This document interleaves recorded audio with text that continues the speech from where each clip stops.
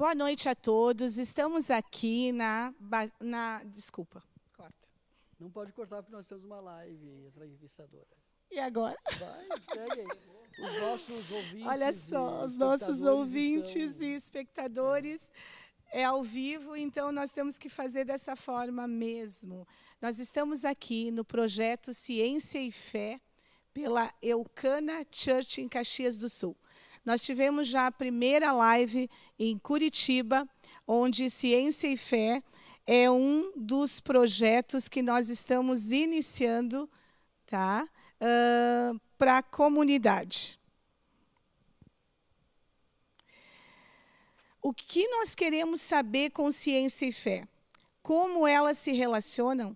Quais os fatores que causam o reconhecimento da ciência com a fé?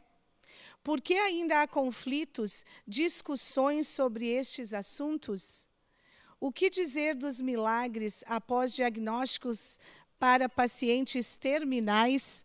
Nós estamos aqui com nossas convidadas, onde elas estarão discutindo conosco sobre esse tema tão em voga assim, na atualidade.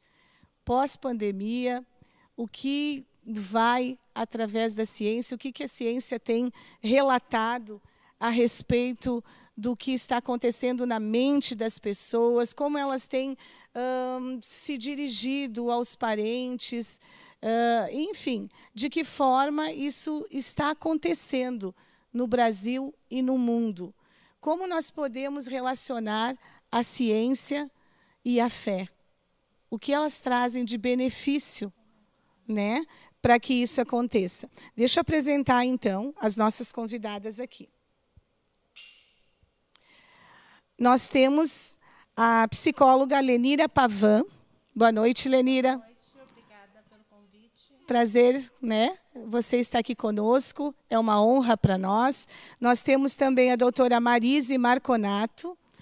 Olá, tudo bem? Tudo bem?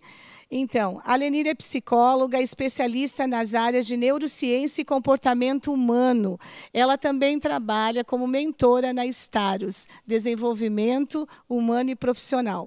Nós temos a doutora Marise, que ela é especialista em radiodiagnóstico e sócia proprietária da Sede Imagem. É isso, né? Nossas convidadas, temos o pastor Josué Pompeu, que estará aqui conosco, trazendo essa discussão de uma forma bem saudável, bem realista, nos mostrando o que a fé ela pode estar atingindo e o que a ciência pode estar auxiliando e dando diagnóstico preciso, unindo essas duas formas de realmente deixar a pessoa mais de acordo, em evidência e descansada mesmo, né? É assim que a gente vai estar trabalhando, então, nesse momento. Podemos começar com a doutora Marise? Sim, vamos lá. Então, essa questão, eu estava conversando com o pessoal aqui, que é muito pessoal falar sobre isso. Nós podemos falar, mesmo eu como médica, eu não estou aqui como médica especialista em radiodiagnóstico, eu falo em nome da medicina, vamos dizer, médica geral. O que a medicina pensa? O que se fala? Esse é um assunto que passa de séculos de discussão. Ele iniciou já nas épocas da descoberta da gravidade, por exemplo. Encosta um pouquinho mais o microfone. Deixa eu colocar mais aqui. Por que a gente sabe que a grande maioria dos pensadores, dos cientistas das épocas antigas, né, já iniciando lá em Galileu, né, todos eram filósofos ou grandes crentes em Deus. Então, existem pessoas que dizem que a ciência ela começou a existir em virtude de explicar a fé em Deus. Então, eu acredito que ciência e fé sempre andaram juntas. Até hoje tem vários estudos a esse respeito. E nunca se consegue chegar numa união real. porque elas precisam se respeitar. Esse é o Claro. entendimento que eu tenho. Elas não Elas se precisam se- conversam. Não, elas se conversam e a ciência depende da fé. Claro. Tá? A ciência depende da fé. No meu entendimento, o que essa frase quer dizer? Ela quer dizer que se tu não acredita em alguma coisa, você não vai pesquisar nada. Se você acredita, parte daí o estudo. Porque eu quero provar alguma coisa. E se eu quero provar alguma coisa, estou crente que isso é real, e a partir daí eu vou atrás disso. Então, de uma forma muito superficial, diria assim, não numa fé em Deus propriamente dita, a ciência depende da fé. Então, assim, boa noite a todos, né, Boa que estão noite. nos ouvindo e nos assistindo. Então, nós podemos compreender o seguinte, que o senso comum e o empirismo nos levam ao início de uma descoberta. Exatamente. Tudo começa através de uma crença. Quer dizer, a gente toma um chá, sei lá, um chá de boldo, porque crê que aquele chá vai fazer algo sem saber as substâncias que ele contém. Porém, a ciência, que seria a curiosidade daquele que está tomando o chá, que quer ir além de simplesmente tomar aquele chá, ele quer compreender qual a função No chá. desse chá. Exatamente. E aí ele se obriga a estudar botânica, ele se obriga a ver os estômatos, ele se obriga a ver que dentro daquele ser vivo há outra vida, e por aí vai. E aí ele chega ao início de tudo. Essa é a Deus. ideia inicial. Né? Eu não sei se estou falando demais. Não, pode seguir. Mas eu creio assim, vamos agora voltar, porque nós temos um pastor renomado aqui do lado, não vou discutir a fé como ele discute, né? Eu creio, e a representatividade e a explicação muito mais poderosa é de quem estudou, né? Então, eu acredito que fé, elas não vão se unir. Isso a gente não pode esperar. Eu penso isso. Mas elas vão conviver de uma maneira respeitosa e que se façam alianças possíveis, sem quebrar a estrutura de pensamento de cada um. E por que é tão difícil para o ser humano trazer, de certa forma, esse entendimento de fé com ciência? O que pega ali para o senso comum? Por exemplo, uma pessoa que está dentro da igreja, ela começa a participar de cultos. Vamos trazer mais para que a comunidade consiga ter esse entendimento. Quantas pessoas de alta sociedade frequentam igrejas também, e aí entra a parte da religião? Elas começam a confundir na questão de milagres, de curas, e nós temos até, vamos dizer, pesquisas relacionadas a isso, onde a medicina já comprova de que aquela pessoa que tem a fé em Deus, porque é assim que ela chega nos consultórios, depois que ela participa de um culto, que ela foi curada, que aconteceu coisas diferentes na vida dela, ela estava num câncer terminal e houve um milagre. Como nós podemos adentrar agora nessa fala para que as pessoas que estão assistindo, elas tenham esse entendimento da parte religiosa e da ciência? Como eu posso... Eu fui no médico, no oncologista, está comprovado, eu tenho exames, eu fui quase morte, até a morte. Mas antes disso, alguém me convidou, estive na igreja, conversei com o pastor, comecei a frequentar e levei os novos exames, milagre, estou curada. Como nós podemos falar com as pessoas a respeito dessa fala? Boa noite a todos. Eu vou me arriscar a falar, né, o que eu entendo sobre o assunto. E o que seria a fé, né, no ponto de vista científico? A fé é algo a que você se propõe a acreditar, e quando você passa a acreditar, você vai lutar para que isso aconteça. E, através dessa força e desse pensamento, você vai criar circuitos neurais favoráveis né? E esses circuitos neurais favoráveis, eles são conjugados com a subjetividade da pessoa. E isso culmina num resultado favorável para quem tem essa fé. Às vezes eu me vejo trabalhando com pessoas que só têm a fé dela para eu poder trabalhar. Porque ela chega num desespero tamanho, porque a família se dissociou, o emprego, né, ela já não tem mais, amigos se afastaram, e ela está na minha frente pedindo ajuda, e eu olho para essa pessoa e eu digo, eu tenho algo com o que trabalhar, eu tenho a fé dela. E te garanto que muitas pessoas conseguiram superar o estado de miséria através da fé. Hoje, a gente sabe que os exames de neuroimagem, eles apresentam algumas áreas que se acendem numa ressonância magnética funcional. Quando a pessoa ela é estimulada, uma área do cérebro se ilumina. Isso significa o quê?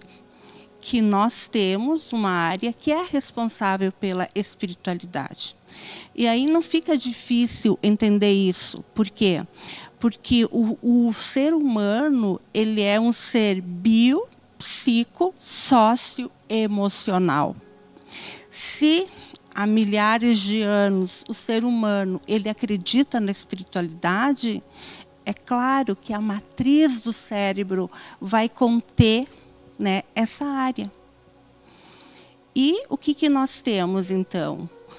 Nós temos a ciência e a religião que não podem competir. Por quê? Porque a religião, aliás, deixa eu só explicar, que religião é diferente de espiritualidade. A religião é uma forma do ser humano expressar a sua espiritualidade, mas existem muitas outras formas. Através da meditação, através de um trabalho de doação, através do contato com a natureza, que é um momento em que o ser humano ele se conecta com uma força superior. E é essa força superior que o impulsiona a seguir.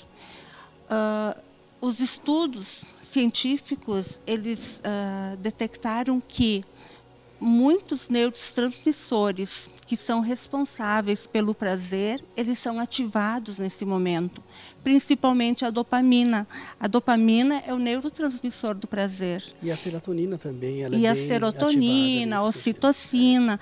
Então, cada pessoa, dependendo da sua subjetividade, ela vai entrar em contato com esse universo que é transcendente. Eu creio muito nessa questão, porém eu denomino como corpo, alma e espírito, né? Até para ter um contraponto. E eu creio que a religiosidade, ela vem através de uma espiritualidade, senão não há religação, né, com esse ser superior. E eu creio também que eu não vejo que o ateu seja alguém mais evoluído, porque as pessoas lá atrás sempre creram em algo, né? Os índios, enfim, os primeiros seres que existiram, a sua fé precisava estar ligada a um ser superior. Mas não porque eles não tinham como crer em outras coisas, não é? Porque o ser superior, ao meu ver como pastor, ele é a propulsão do ser humano. Você falou em questões neurológicas, eu digo que nós, como seres humanos, somos movidos por sinapse. Sim. E a sinapse é que faz com que as coisas comecem a acontecer. Porém, cada circuito desses só é gerado através dessas luzinhas que acendem para poder liberar certas substâncias e para que a gente possa ter o equilíbrio perfeito. Em função de uma falta de fé ou de religiosidade, ou podemos dizer falta de esperança, as pessoas começaram a atrair sobre si doenças que até então não se conheciam. E prova disso, da fé e da religiosidade da sua existência e que as duas se comunicam, aí eu entro com um contraponto. Elas se comunicam muito bem. É o que está lá na palavra de Deus, nos evangelhos, que diz o seguinte: uma senhora estava com o filho com um ataque epilético. A característica, o sintoma e o resultado. E ela chegou para Jesus e disse o seguinte: mestre, chamei os seus discípulos para orar por essa pessoa e eles não conseguiram, meu filho está lá sofrendo. Ele olhou para os seus discípulos e disse: castas de demônios e este mal só se repreende com jejum e oração, ou seja, com uma espiritualidade mais aguçada, para que eu possa entrar nesse campo energético ou nesse mundo espiritual.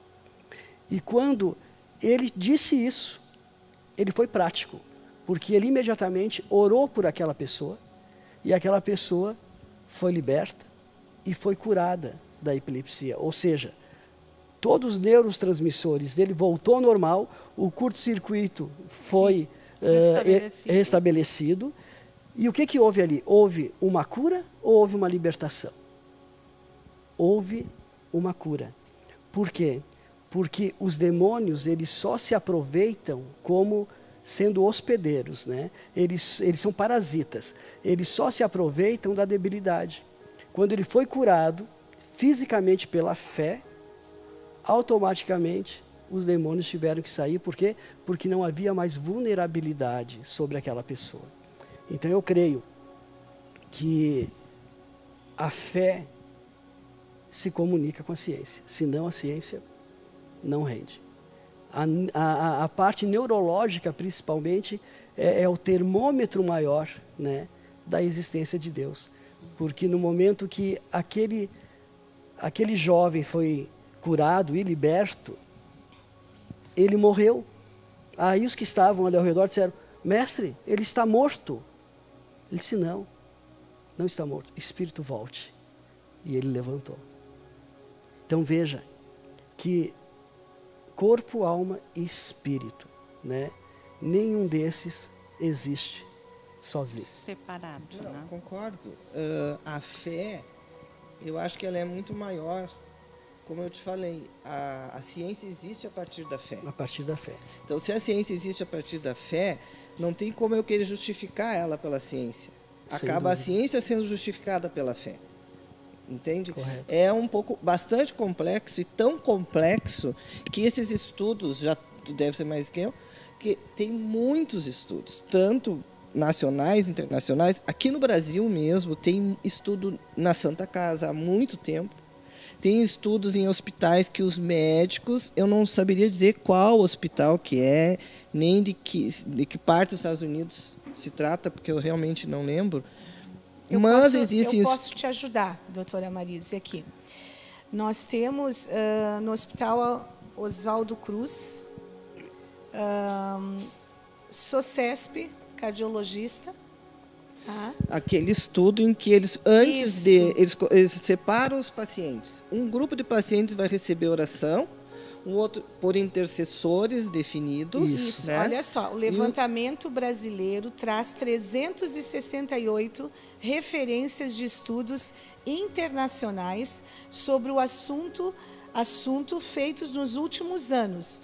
Um dos trabalhos mais interessantes foi desenvolvido pela Universidade de Harvard, nos Estados Unidos, com cristãos. Essa outra é uma outra universidade, Harvard com certeza deve ter. E foi atestado essa diferença da espiritualidade, da fé, com algumas pessoas que estariam fazendo, né, esse trabalho, esse diagnóstico. Mas, na realidade, depois, estudos em que os pacientes sabem que estão havendo intercessão por eles, e tem grupo de estudos em que os pacientes não sabem. Certo, isso que mesmo. Tem alguém orando por eles. Uhum. E aí eles fazem a correlação por um bom tempo. Então, esses estudos provam que a fé é essencial, né? Que a fé realmente move, seja um campo magnético, não sei se é um campo magnético, mas move o ser. Mas move.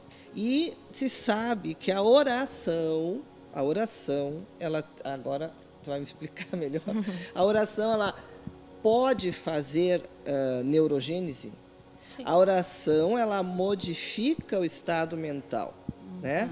Então, quando uma pessoa se concentra, ela para, ela vai orar, ela vai, como é que eu vou dizer, ela vai vai desabafar tudo aquilo que ela precisa desabafar. Isso movimenta a mente, movimenta sinapses, neurônios, né? E aí há uma modificação do estado mental. Modificando o estado mental, modifica o momento em que ela se encontra e ela passa a ter uma nova situação de vida. No sentido de que a fé é esperança. Sabe que em 2004 houve um rebuliço científico. Eu sou aí, bem italiana, né? aonde Jim Hammer, né, ele descobriu o gene da fé. Ele é um geneticista. E na pesquisa eles descobriram o gene da fé, porque só tinha esse gene na fita cromossômica daqueles que tinham essa vida regrada espiritual. Os que não tinham Sim. esse gene definido. Então, eles disseram o gene da fé, né? Eles denominaram o gene da fé, né? Eles não explicam o gene de Deus, ou a origem de Deus, mas eles separaram aquele gene como sendo um gene comum àquele grupo de pessoas. Exatamente. Né? E essa pesquisa, ela atestou, então, que ir à igreja ao menos uma vez por semana, olha que interessante, isso na Veja do ano passado, tá? Ir à igreja uma vez por semana pode reduzir a mortalidade de 20% a 30%, em um período de até 15 anos. Eu vou te dizer que eu colocaria diferente. Vamos ver o que o pastor... Ir à igreja, apesar de eu estar vendo várias pregações, vou falar da pregação anterior, não muda.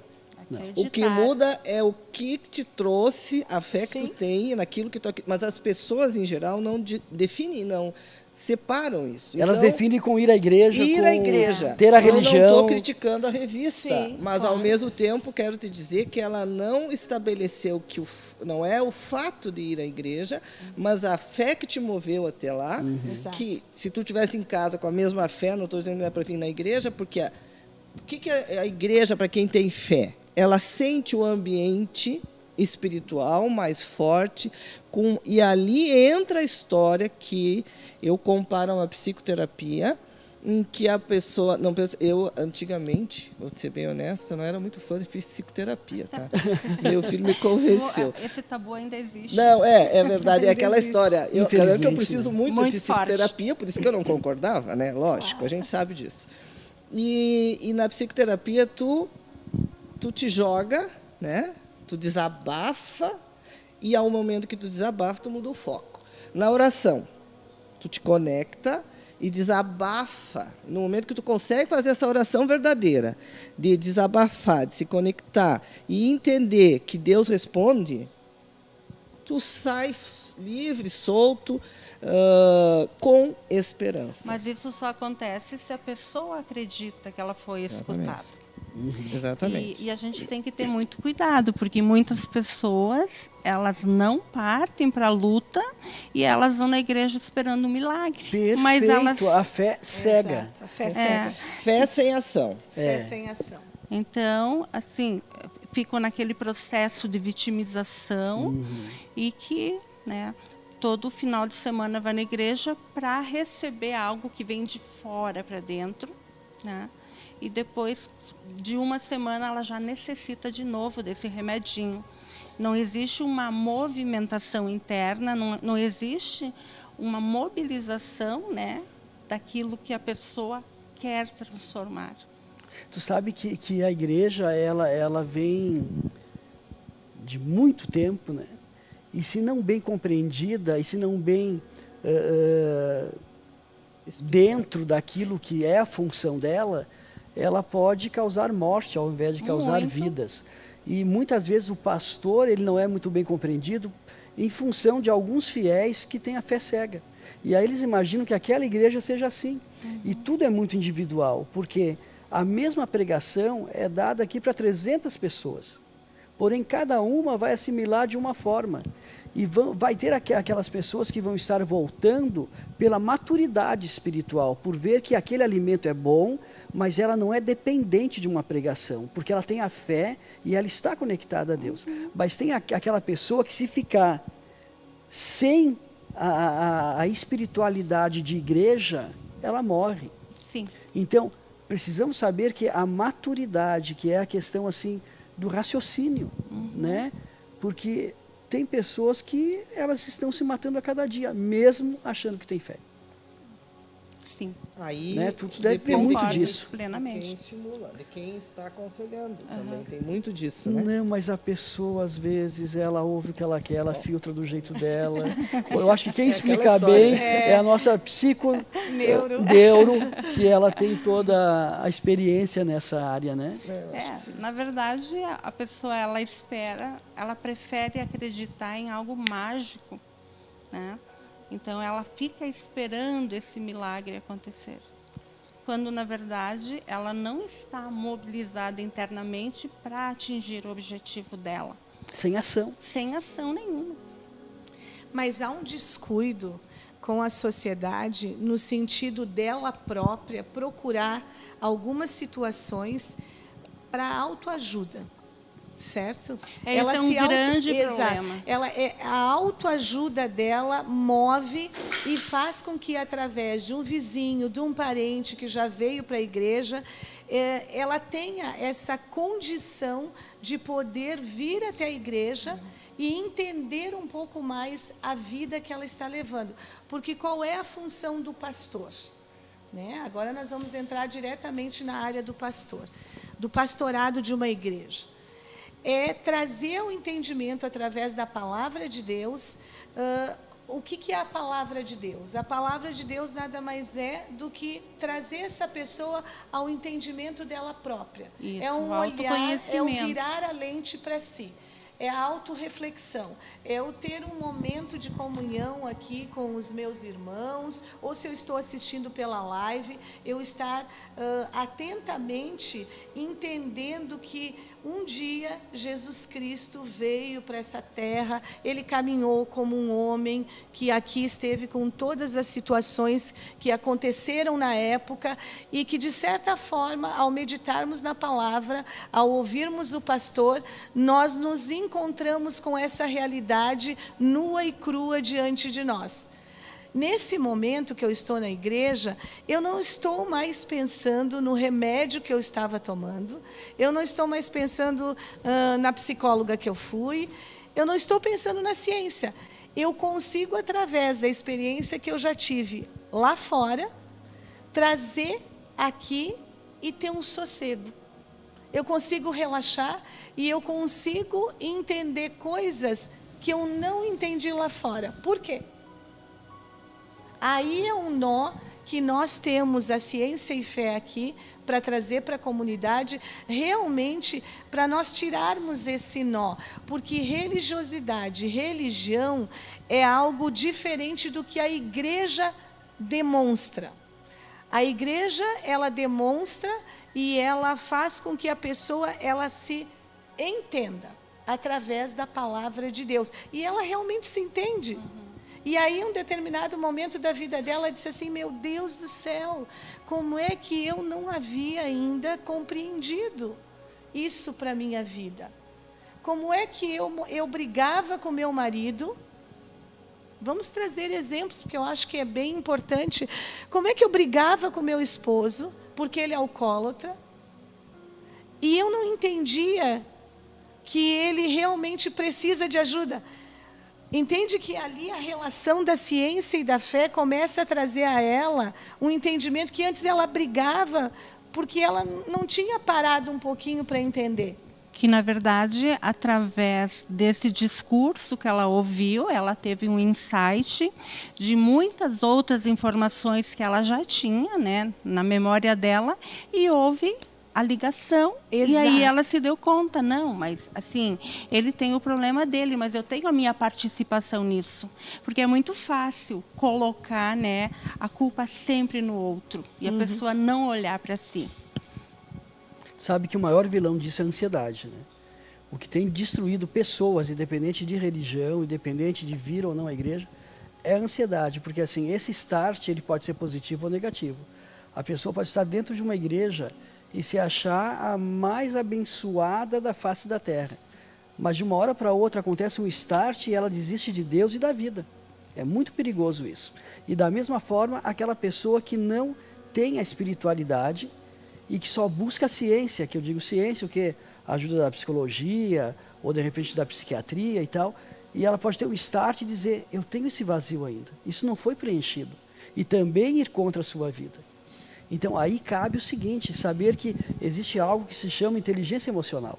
Se nós como pastores e os convidados aqui, médicos e psicólogos, não tiverem essa noção de que tem que despertar no indivíduo a inteligência emocional, ele não vai ser curado, ele não vai se livrar dessa ansiedade. Não. E o remédio espiritual, inteligência emocional, é o fruto do Espírito, tá? Que está lá em Gálatas 5, que diz assim, que o fruto do Espírito é amor, alegria, paz, paciência, amabilidade, bondade, fidelidade, mansidão e domínio próprio. Contra essas coisas, nada consegue deter, porque isso demonstra o equilíbrio emocional da pessoa. Claro que essa inteligência emocional também pode ser ensinada através da psicologia em palavras diferentes, mas que trazem ao mesmo conceito. Sim. Então, o que tem destruído vidas é a ansiedade, porque destrói o equilíbrio emocional.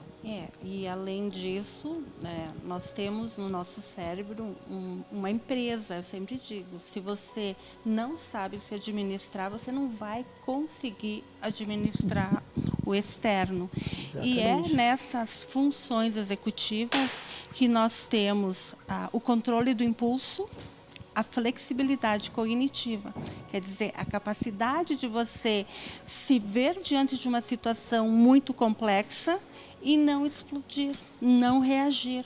Sim. É você conseguir buscar um outro caminho para poder resolver aquele problema sem explodir. E aí a gente pode entrar até... Que difícil. A nível de ciência, a gente pode entrar até na questão da neurolinguística, né?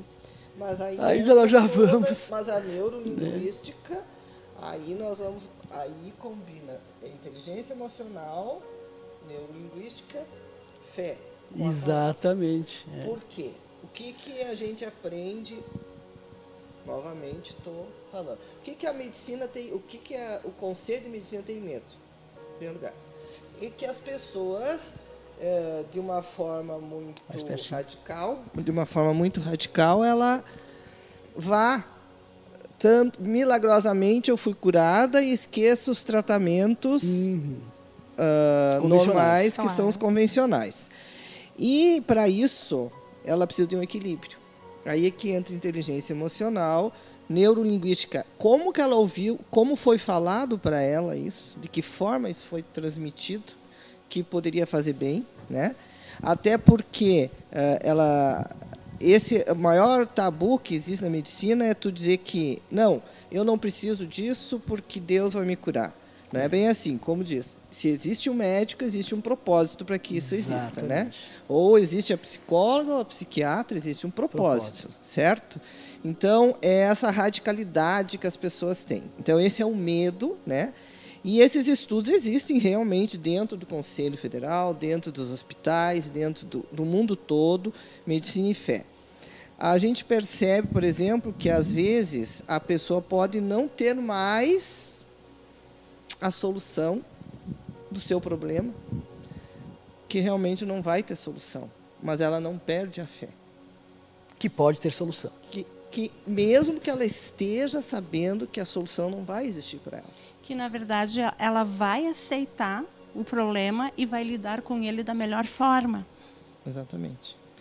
E aí tu tem que cuidar com como é falado essas coisas. Claro que são 300 pessoas ouvindo a mesma coisa, cada um vai ouvir de um jeito. Sim. Ou algum grupo vai ouvir de um jeito e outro grupo de outro jeito. Claro. Né? E a inteligência emocional, ela tem que ser desenvolvida, porque aí tu vai chegar na maturidade espiritual. Perfeito. E com a maturidade espiritual, estou discutindo aqui com o meu pastor, com a maturidade espiritual, tu consegue discernir as coisas, sabe? Então, é muito importante que ouvir as pessoas, o que é dito, o que não é dito. Eu escuto muito. Então, eu sou uma pessoa... As pessoas dizem que eu Não não mais escuto, do que mas deveria. eu ouço muita coisa e vou devagarinho absorvendo, chegando. Ó, eu, particularmente, vou dar um exemplo meu. Tá? Eu devo estar, desde que eu me batizei na igreja evangélica, há 19 anos, mais ou menos. O tempo né? passa. Por que você se batizou? Porque eu, no Sendo momento que médica, entendendo toda essa parte da ciência, o que te levou acreditar? a crer e dar esse passo de fé, e é uma confissão pública? Antes que tu, que tu responda isso, não é os comerciais, tá? Mas assim, antes que você responda, como nós temos essa cultura? Isso. Por que um médico não pode ser evangélico? Aí nós vamos entrar Por que um naquela cientista questão. não pode ser evangélico? Não, aí Gente, nós vamos... eu fiz biologia. Eu poderia ter ido por um outro caminho. Não, mas aquilo me aguçou mais ainda a vontade da crença, da fé. Entendeu? Então eu não que entendo assim, ó, o muito. não entende assim, ó. Essa é uma questão mundial. É uma questão. Chegamos no X da questão. É uma questão mundial. Por que Certo. que um cientista não pode ser crente? Crente que eu digo cristão ortodoxo, cristão católico, cristão evangélico, crente em Deus. Sim. Tá? Por que que eu não posso crer? Por que que o irmão da igreja não pode ser um cientista? A mesma coisa. Sim. Isso é uma situação mundial. Existe um trabalho feito por uma neurocientista. Elaine Eklund, acho que esse é o nome dela. Ela fez um trabalho na universidade e ela entrevistou pessoas de um mesmo departamento, mas eles não sabiam que eles todos estavam sendo entrevistados por ela. Mas eu vou resumir, porque eu não sei todo o trabalho dela. E aí ela chegou e perguntava para não, eu sou crente. Mas alguém mais sabe aqui? Não, nem conto que eu sou crente, aqui para não atrapalhar meu trabalho. Aí ela ia para o outro lado da universidade, voltava para outra sala para ninguém ver, e ela fazia a mesma pergunta. Então, duas pessoas trabalhando em departamentos próximos, não sabiam que uma era crente, a outra era crente, porque não queriam contar, com medo que atrapalhasse o trabalho de cientista, e elas dizendo, gostaríamos de ter outra pessoa aqui para a gente conversar. E eles estavam ali. Então, isso aí é um tabu que não pode existir, até porque se nós voltarmos lá em Galileu Galilei, se nós voltarmos em Isaac Newton... É o ponto de partida. A ciência existe para explicar a fé.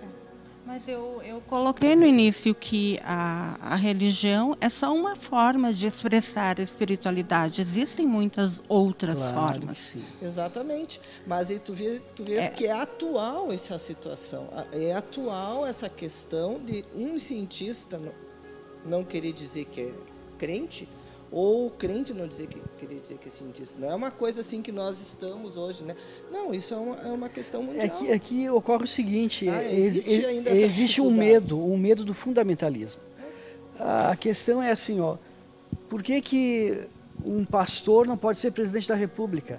Existe esse tabu, por quê? Não pode ser do STF. Porque o medo do povo é que um pastor presidente seja fundamentalista. Agora, quem me garante que um médico, por exemplo, presidente da República, não seja fundamentalista? Porque fundamentalismo não está ligado à religião.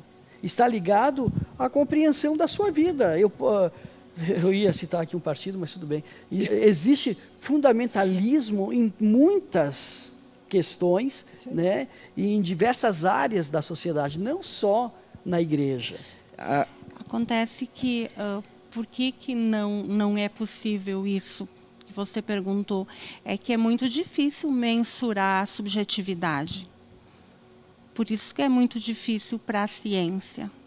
Mas você sabe que existem grupos, e um deles eu vejo de curiosa, né? Que nem eu disse, eu tenho vários cursos para fazer, eu consigo fazer um a cada 2 meses. E que realmente estão aí para essa discussão, né? Para dizer que se unir cristão, cientista, e vamos conversar amplamente, sem ter medo que eu te critique, porque tu tens a fé como principal objetivo, e nem eu te criticar, porque tu tem a ciência como principal objetivo. Então, o grande desejo é que eles possam conversar, pessoas expoentes destas áreas, teólogos, cientistas, e fazer uma aliança agradável e que possa repercutir mundialmente sem preconceitos. O problema são os preconceitos, a falta de respeito. Esses tempos foi convidado um pastor, né? E a pessoa que apresentou ele diante do congresso disse assim: eu vou chamar aqui o doutor nisso, doutor naquilo, pós-doutorado nisso, mestrado nisso e naquilo, o pastor fulano de tal. Aí aplaudiram, ele pegou o microfone e disse: pessoal, eu gostaria de me reapresentar. Eu não sou pastor para ter esses títulos. Eu tenho esses títulos porque eu sou pastor. Então, não existe, gente, nós somos corpo, alma e espírito. Não pode existir nenhum tipo de preconceito em ser pastor, em ser um médico, em ser um cientista, em ser um advogado. Eu acho que o respeito deve existir. Mas quem cria esse desrespeito somos nós mesmos, né? Nós exaltamos o médico, exaltamos o juiz. Respeito é uma coisa, exaltar é outra. Todos nós estamos na mesma linha e somos dignos do mesmo respeito. Eu acho que sim. Né? É aquilo que eu falei no início. E por que não se toca tanto na questão corpo, alma e espírito? A igreja, ela fala muito na questão espírito, alma e corpo. Aí o pastor vai nos dar a diferença. Mas por que a área médica, ela vai tratar o objetivo? Pela dificuldade de mensurar a subjetividade. Exatamente. Ela vai estar tratando realmente aquilo que está sendo apresentado. E no momento em que esse paciente volta, de novo, vocês percebem que eu estou tocando na mesma tecla. Eu acho que o pessoal de casa está bem aguçado já de querer saber onde é que está essa resposta aí, que não está realmente saindo da maneira como a gente está querendo colocá-la, mas que todos entendam. Como a Lenira, psicóloga, né, que tem estudos vastíssimos na neurociência, comportamento humano, recebe as pessoas no seu consultório, é mentora. O que é mentora? Ela quer saber qual é a necessidade dessa pessoa na área profissional e na área pessoal dela. Uma coisa não está ligando com a outra, ela não está se entendendo, ela não vai bem no trabalho dela. E, automaticamente, ela começa a adoecer, porque ela não consegue avançar. E ela vai procurar a doutora Lenira. E essa pessoa, ela também participa, no nosso caso aqui, de uma igreja evangélica. Vamos direto ao ponto, né? Aí ela chega, ela veio conversar com o pastor, ela teve um aconselhamento e ela não ficou bem porque ela está com a mente travada dela já. Ou o contrário também, a recíproca também é verdadeira. Ela foi lá na doutora Lenira, não deu certo lá, ela veio aqui e deu certo. Como é que a gente trata isso e fala para o nosso público agora, onde é que está o meio disso aqui? Por que eu consegui vir na igreja, a minha fé, ela foi despertada aqui, e eu estive no consultório da doutora Lenira, e eu não consegui. O que é esse meio aí, está embrulhado esse negócio, é ali que nós temos que desatar esse nó. Mas é que não existe uma receita para isso. Qual é o meu trabalho? É compreender como essa pessoa funciona, como ela interpreta o mundo, como ela vive a vida dela. Eu atendo pessoas de todas as religiões. Sim. E eu preciso compreender a linha de raciocínio dessa pessoa para eu poder chegar no conflito dela. Então, já teve situações que a pessoa todos foi os dias. Conversar com você todos e disse que os dias. esteve numa igreja e essa igreja pirou a cabeça dela. Sim. E agora ela se achou contigo. Já teve? Vamos lá. pode muito acontecer de uma pessoa ter uma psicopatologia. E quando ela chega numa igreja, ela pode descompensar por causa de uma psicose, de uma esquizofrenia. É muito diferente uma pessoa estruturada que vive num centro cultural, onde ir para a igreja faz bem porque ela encontra seus amigos, ela se socializa, ela exercita a sua fé na igreja. Naquele dia, né, como era antigamente no interior, nesse dia, o que as pessoas fazem? Elas estão formando novas redes neurais, elas estão liberando, né, dopamina, serotonina, ocitocina, que são os neurotransmissores do bom humor, do bem-estar e do prazer. Nós podemos chamar isso de espiritualidade? Vamos lá, de novo. Eu estou falando de ciência, ok? Sim, mas... Se o meu paciente acredita que isso é espiritualidade, eu vou respeitar a crença dele. Tá. Ok? Se está fazendo bem. A Organização Mundial de Saúde diz o quê? Que a espiritualidade ela deve ser tratada nos consultórios. E você pode ver que nas universidades já tem muitas pesquisas sobre espiritualidade e ciência.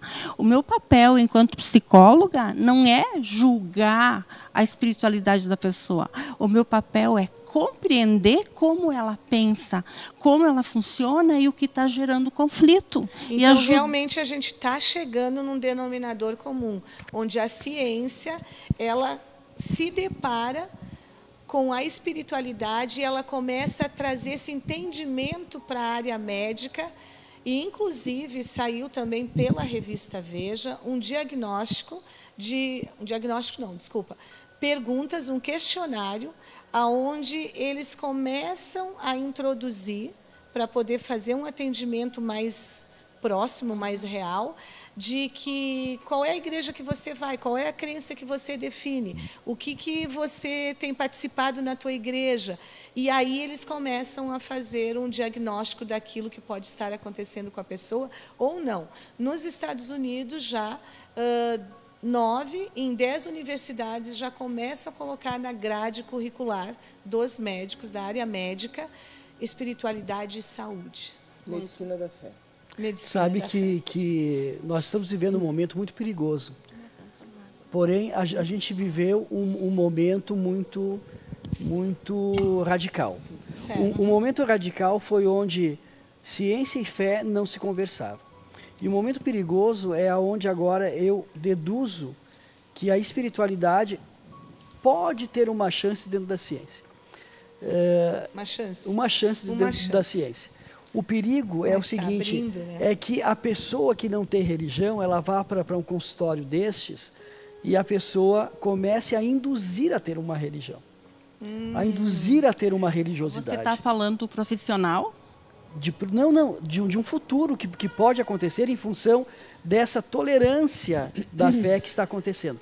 Porque hoje não há um respaldo dizendo nós respeitamos a fé, porque existe um desrespeito muito grande com relação à fé. Mas você fala que pode correr o risco do profissional Eu acho querer que no impor... futuro a ciência, não o indivíduo, mas a ciência pode sugerir que em algum tratamento desses, você indique para a pessoa que não tem fé ou que não tem religiosidade, uma fé. E aí a gente corre um grande perigo de uma pessoa que está ligada à ciência querer falar de espiritualidade. É muito perigoso isso. Então, o pastor está dizendo que a radicalidade... Tá, então, assim, o radicalismo. Assim, nós vivemos um momento muito ruim com a falta de respeito com relação à fé. Né? Parecia que a ciência era o centro do mundo. Né? E a gente vê isso hoje na CPI, na CPI da Covid, que parece que agora a ciência virou o Deus do mundo. Sabe? Isso é muito perigoso. É um campo minado. E hoje nós estamos vivendo uma questão onde parece que a ciência está dando uma chance para estudar a fé. Acho que não. Não, mas assim, existe isso. Vamos começar devagar, vamos estudar. Os cientistas estão fazendo isso. E aí, de repente, conforme eles forem encontrando soluções, através dessa fé, que para muitos cientistas é abstrata. Sim. Eles podem começar a enxergar a fé de uma forma equivocada, por não terem fé. Eu acho que o cientista é aquele que prova do remédio que está para sair e para resolver a situação do mundo, porque senão fica algo muito abstrato Mas eu acho e que fica não. um campo perigoso. Eu acho que em toda a área, tu tens os verdadeiros cientistas e tu tens os que se dizem cientistas e tu tens aqueles que são os... Como é que eu vou chamar? As pessoas que não entendem nada de nada, são os fake. Os fakes, Os os fake. pseudos, né? Agora estamos no fake. É. Que são os fake. Tu poderá, em qualquer situação da tua vida, tu vais passar por isso. Em qualquer área, tu vais passar por isso. Tu vai ter o real, tu vai ter o bom, realmente, que esse tu vai... são os renomados que tu vais seguir, Sim. né? Sim. E vai ter aqueles que são fake. E que vai... Infelizmente, tem muita gente imatura. Umas imaturas vão seguir, vão. Outras, porque é conveniente seguir Claro. esse pensamento, vão seguir. Mas os reais, os sólidos, os que têm maturidade, os que estudam, vão reconhecer isso. Isso em Mas, qualquer assim, ó, situação da Só vida. para fechar isso, nós tivemos vários problemas com relação a a homoafetividade, né?